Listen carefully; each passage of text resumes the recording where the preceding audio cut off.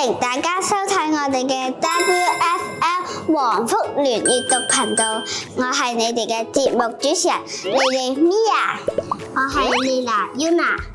喺呢個閱讀頻道裏邊，我哋邀請咗唔同科目嘅老師或者同學仔分享好睇嘅圖書，幫助大家養成一個閱讀嘅好習慣。事不宜遲啦，我哋快啲開始今日嘅內容啦。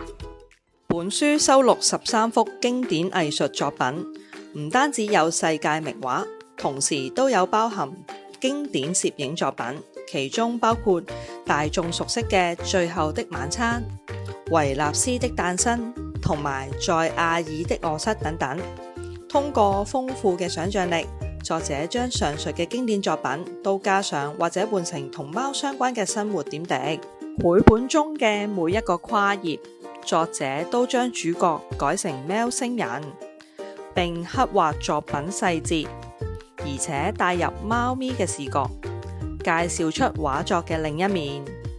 繪本嘅最後部分唔單止介紹作品，亦同時加入介紹畫家嘅部分，令到讀者更加深入地認識作品。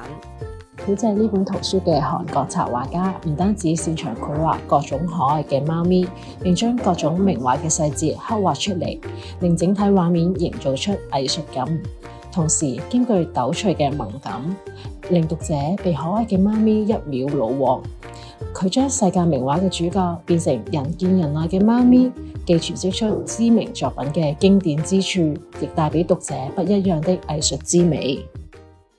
唔知大家鍾唔鍾意今日閱讀頻道嘅圖書呢？我就覺得好有趣啦！